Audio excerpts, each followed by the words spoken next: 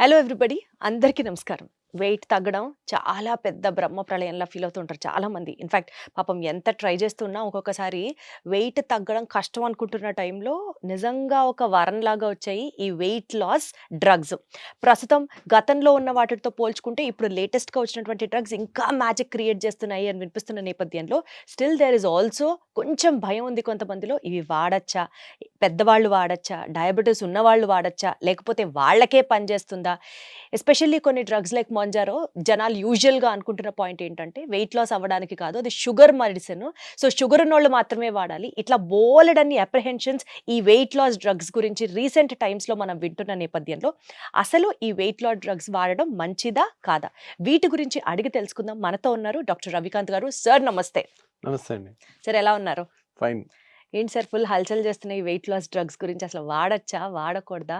యాక్చువల్‌గా ఒకప్పుడు సిబుట్రమన్ అనే వండర్‌ఫుల్ డ్రగ్ ఉండేదండి. అది వాడిన వాళ్ళు చాలా తక్కువ కాస్ట్ అనమాట. అది వాడిన వాళ్ళు నేను 2010లో 11లో విజయవాడ వచ్చాను కదా! అప్పుడుంది. తర్వాత 1 ఇయర్‌కి బ్యాన్ అయింది. 1 ఆర్ 2 ఇయర్స్‌లో. ఆ సిబుట్రమిన్ అనే డ్రగ్ ఉన్నప్పుడు ఇచ్చిన ప్రతి ఒక్కళ్ళు ఒక 10 కేజీలు, 5 కేజీలు తగ్గేవాళ్ళు. హ్మ్.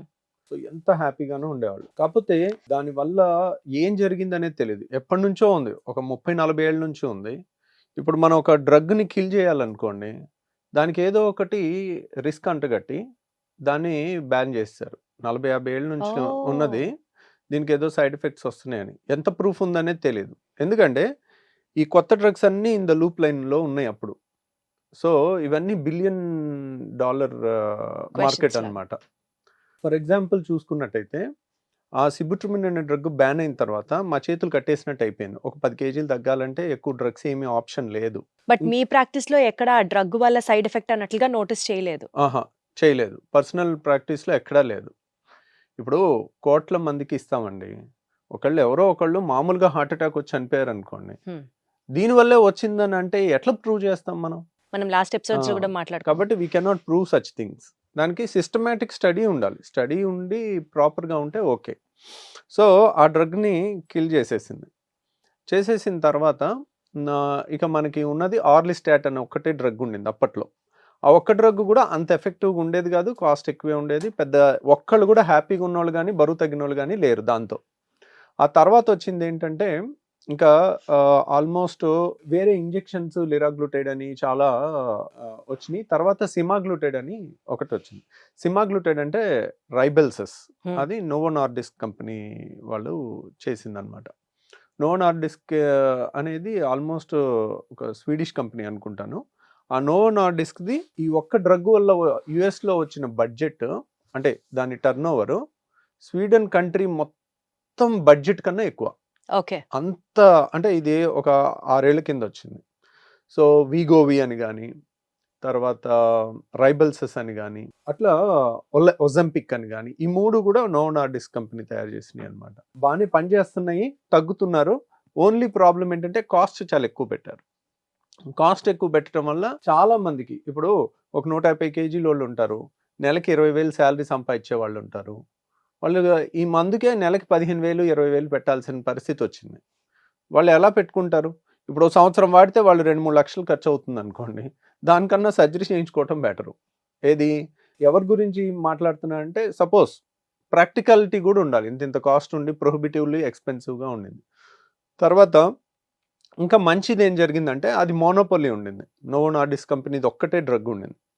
వీగోవి గానీ, ఒజెంపిక్ కానీ, తర్వాత మన రైబెల్సస్ కానీ. రైబెల్సస్ అనేది టాబ్లెట్. ఈ 2 ఇంజెక్షన్స్ అన్నమాట. ఇవి షుగర్‌ని రివర్స్ చేస్తాయి, వెయిట్‌ని కూడా రివర్స్ చేస్తాయి. ఓకే. కాబట్టి చాలా పనిచేస్తున్నాయి. అంటే 100 మంది వాడితే 30 మంది బరువు తగ్గుతున్నారు. వండర్‌ఫుల్. సో 30 మంది ఎంత తగ్గుతున్నారు అంటే కొంతమంది 10 కేజీలు తగ్గుతున్నారు, కొంతమంది 7 కేజీలు తగ్గుతున్నారు, కొంతమంది 5 కేజీలు తగ్గుతున్నారు. కొంతమంది 20 కేజీలు తగ్గేవాళ్ళు కూడా ఉన్నారు. అందరికీ యూనిఫామ్‌గా పనిచేయదు. ఒకే డ్రగ్ అనేది అదొకటి గుర్తుపెట్టుకోండి. మీకెలా పనిచేస్తుందనేది ట్రై చేయటం, బావుందంటే కంటిన్యూ చేయటం. ఓకే. సో అట్లా ఇది. తర్వాత లిల్లీ కంపెనీ వాళ్ళు మొంజారో అనేది కొత్తగా ఈ మధ్య ఎక్కువ ఈ వింటున్నాం మధ్య ఈ వచ్చింది. మంత్ గురించి. దాని డ్రగ్ పేరు టెర్జెప్టైడ్. ఆ డ్రగ్ అనేది కూడా చాలా పనిచేస్తుంది. చాలా మంచి రిజల్ట్స్ అయితే చూపిస్తుంది. మేజర్ సైడ్ ఎఫెక్ట్స్ ఏమీ లేవు. సో అట్లా ఈ 2 కంపెనీలు వచ్చేసరికి ఇంకొంచెం బెటర్గా అయింది ఇప్పుడు.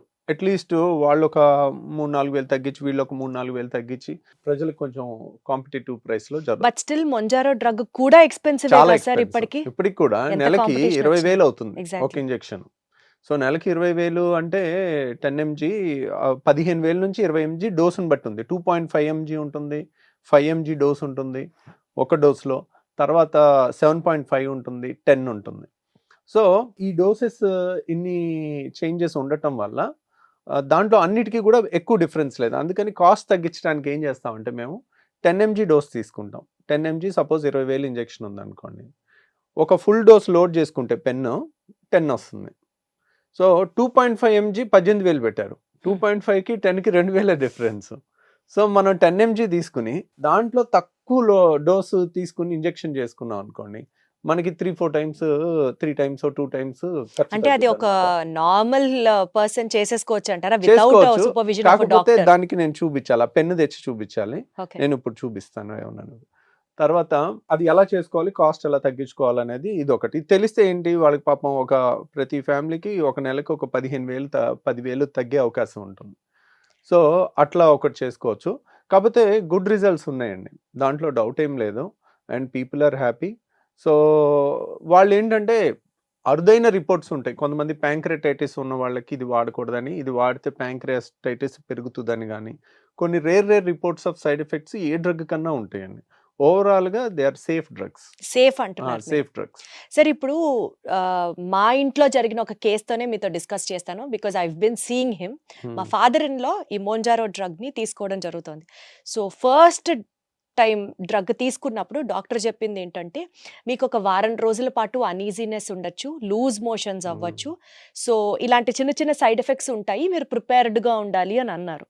సో ఒక కామన్ ప్యాన్ ఈ డ్రగ్ తీసుకోవాలి అని అనుకున్నప్పుడు what are the side effects to which he or she needs to be prepared of ముందుగా మనం మాట్లాడుకుంటే? టెర్సిపెటైడ్ అంటే మోంజారో తీసుకుంటే ఏంటంటే అండి, నేను చూసినంత వరకు మెజారిటీ ఆఫ్ ద పేషెంట్స్కి ఎక్కువ కంప్లైంట్ ఏం లేదు. సపోజ్ మీకు డాక్టర్ గారు వార్నింగ్ ఇచ్చారు, నిజంగా జరిగిందా?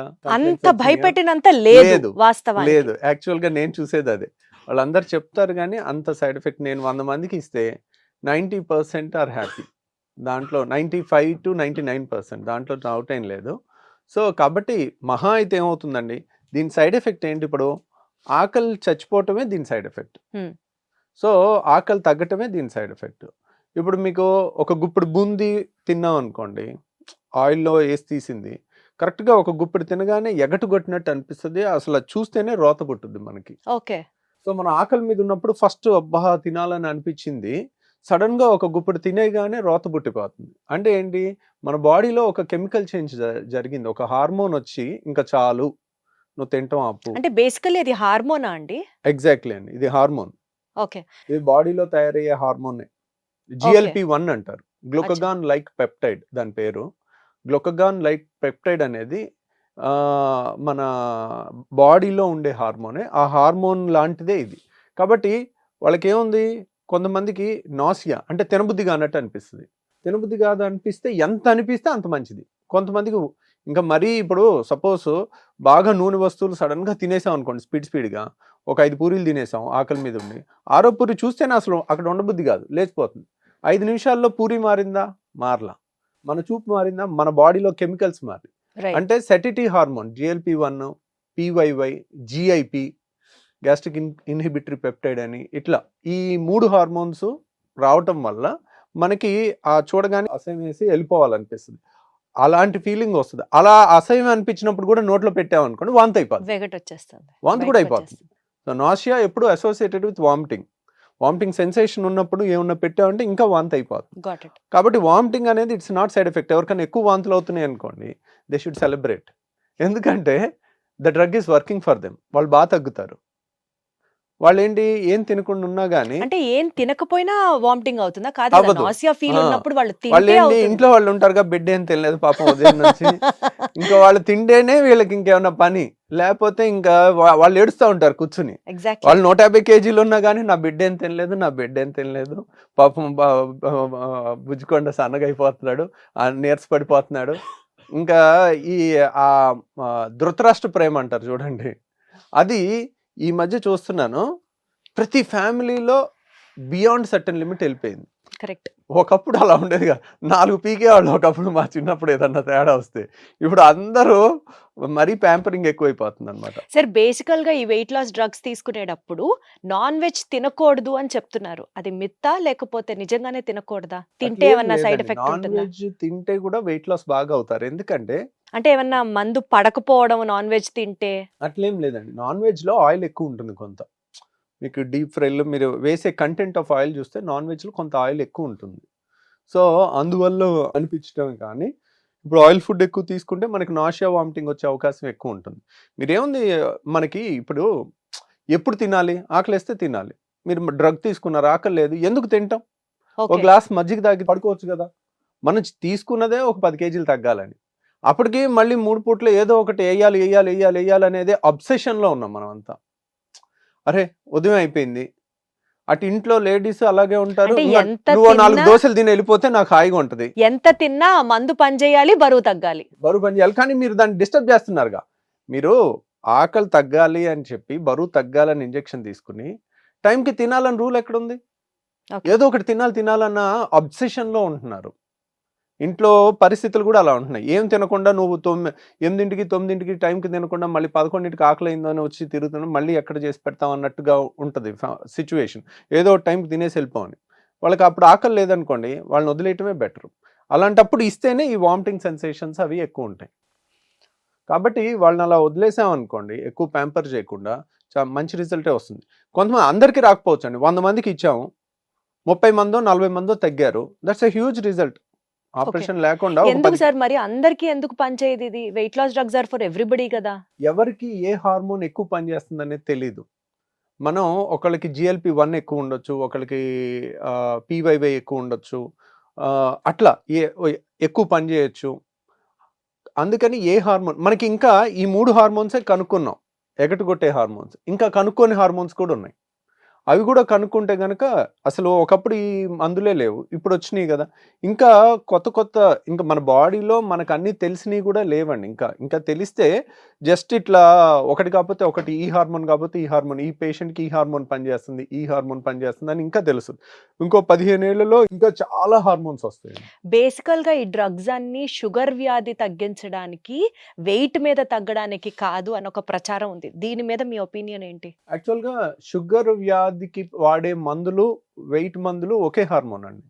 ఇప్పుడు ఓహ్! ఇన్సులిన్ వాడామనుకోండి, ఇన్సులిన్ అనేది వెయిట్ పెంచుతుంది మనిషిని, షుగర్‌ని తగ్గిస్తది. సో, ఈ మందులు ఏంటంటే ఇన్సులిన్ లోపం ఉన్నోళ్ళకి షుగర్ మందులు బావుంటుంది. కానీ చాలామంది ఏంటంటే చిరుబొజ్జు లేని వాళ్ళు ఎవరు ఉండరు. 5 కేజీలో, 7 కేజీలో ఎక్కువ ఉంటారు.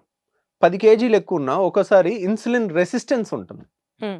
ఎప్పుడైతే బాడీలో ఫ్యాట్ కంటెంట్ ఎక్కువ ఉంటుందో ఇన్సులిన్ రెసిస్టెన్స్ ఉంటుంది. ఆ రెసిస్టెన్స్ ఉన్నప్పుడు మనం ఇన్సులిన్ ఇచ్చినా, షుగర్ టాబ్లెట్ ఇచ్చినా అది పనిచేయదు. హ్మ్. ఇప్పుడు అదే వాళ్ళు ఆ 4 కేజీలు తగ్గారనుకోండి, షుగరు ఆ బాడీలో 50 యూనిట్లు ఇన్సులిన్ తయారైతే 50 యూనిట్లు అంత పనిచేస్తుంది. ఇప్పుడు వీళ్ళు ఒక 10 కేజీలు ఎక్కువ ఉన్నారనుకోండి, వీళ్ళకి 50 యూనిట్లు తయారైంది అనుకోండి, 50 యూనిట్లు 20 యూనిట్లు పనే చేస్తుంది. ఎందుకు? ఇన్సులిన్ రెసిస్టెన్స్ ఉంటుంది. ఓకే. ఆ రెసిస్టెన్స్ పోతుంది కదా, తయారైన ఇన్సులిన్ పర్ఫెక్ట్‌గా పనిచేస్తుంది. ఓకే. కాబట్టి అక్కడ కూడా the anti diabetic effect is because of weight loss majority of the times. అందుకని మీరు సన్నగా ఉన్నోళ్ళకి మీరు It doesn't ఒక్కోసారి work ఇవి at ఇచ్చినా all. It doesn't work much. లావుగా ఉన్నోళ్ళకి ఇది బాగా పనిచేస్తుంది. ఓకే. కాబట్టి ఇక్కడ లావు ప్రైమరీ థింగ్. లావు తగ్గటం వల్ల షుగర్ కంట్రోల్ అయిపోతుంది. సార్ ఇప్పుడు ఈ మందు వాడడానికి ఏదన్నా ఒక కొలమానం ఉందా అండి? ఇప్పుడు సైజ్ 0 మోజులో యంగ్‌స్టర్స్ కూడా ఈ ఇంజెక్షన్స్ తీసుకోవచ్చా?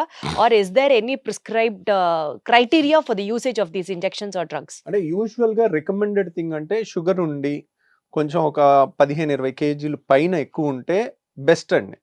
తర్వాత సరే ఇది ఇట్స్ ఒక హార్మోన్ లాంటిదే కాబట్టి, మన బాడీలో తయారయ్యే హార్మోన్ లాంటిదే కాబట్టి సైడ్ ఎఫెక్ట్స్ కొంచెం తక్కువ ఉన్నాయి కాబట్టి ఒక 10-15 కేజీలు పైన ఎక్స్ట్రా ఉన్న వాళ్ళు ఎవరన్నా దో నాన్ డయాబెటిక్స్. నాన్ డయాబెటిక్ ఇప్పుడు ఒబిసిటీ కూడా రిలీజ్ అయింది. ఓకే. ఒకప్పుడు లేదు. ఇండియాలో ఓన్లీ డయాబెటిక్ పేషెంట్కి మాత్రమే ఇది లైసెన్స్డ్ అని ఉండింది. సో ఇప్పుడు ఒబీస్ వాళ్ళు కూడా వాడుకోవచ్చు అన్నట్టుగా మనకి గైడ్ లైన్స్ సో ఇట్ వచ్చినాయి. Is safe. సేఫ్. ఏజ్ వాడొచ్చు. లిమిట్ ఏమైనా ఉందా సార్ వీటికి? ఏజ్ లిమిట్ అంటే 18 ఇయర్స్ 17 ఇయర్స్ ఆ లోపల ఎక్కువ వాడమండి. ఎనీ అడల్ట్ కి వి విల్ యూజువల్ గా పిల్లలకి ఇవన్నీ స్టడీస్ కంప్లీట్ గా అయిన దాఖలాలు ఏం లేవు. సరే ఇప్పుడు ఈ మందులు వాడిన తర్వాత కూడా డైట్ ఫాలో అవ్వాలా? అంటే ఆటోమేటిక్ గా బాడీలోనే వచ్చేస్తుందా చేంజ్ తినలేకపోవడం? అంటే మనకి ఆ డ్రైవ్ తగ్గుద్దండి, తగ్గుతుందా? తగ్గుతుంది. మనకి తినాలి అనే అది డ్రైవ్ తగ్గుతుంది. దాన్ని పని కట్టుకుని పాడు చేసుకుంటే పెద్ద ఉపయోగపడదు. సో యూజువల్గా ఇట్ వర్క్స్. దాంట్లో దానంతట అదే పనిచేస్తుంది. కొంత కోఆపరేటివ్ ఇంట్లో వాళ్ళ కోఆపరేషన్ కానీ, అనవసరంగా వాళ్ళని డిస్టర్బ్ చేయడం కానీ, ఊరికే ఫుడ్ తెచ్చి వాళ్ళు అడగనప్పుడు ఊరికే కళ్ళ ముందు పెడుతుంటే ఎవరికన్నా ఏదన్నా తినాలని అనిపిస్తుంటుంది. ఇంట్లో వాళ్ళ కోఆపరేషన్ కొద్దిగా ఇస్తే డ్రగ్ పనిచేసే దానికన్నా డబుల్ పనిచేస్తుంది. రైట్ అండి. సో ఈ డ్రగ్స్ ఆర్ సేఫ్. కాకపోతే మీ కండిషన్ని బట్టి డాక్టర్ ప్రిస్క్రిప్షన్ తర్వాత you can start using these drugs. దీని మీద అనవసరంగా ఇది వాడితే మంచిది కాదా, ఇది వాడితే ఏమన్నా హార్మ్ ఉంటుందా, సైడ్ ఎఫెక్ట్స్ ఉంటాయా అన్న భయంతో ఈ డ్రగ్ని వాడడం ఆపేయకుండా ఉంటే it is always good. So ఒక డాక్టర్ని కలిసి డెఫినెట్లీ ఆయన ఒక ఇంప్రెషన్తో మీరు ఈ డ్రగ్స్ని యూజ్ చేయొచ్చు అన్నది అర్థమవుతుంది. Thank you so much sir. ఓకేనండి, థ్యాంక్ యూ అండి.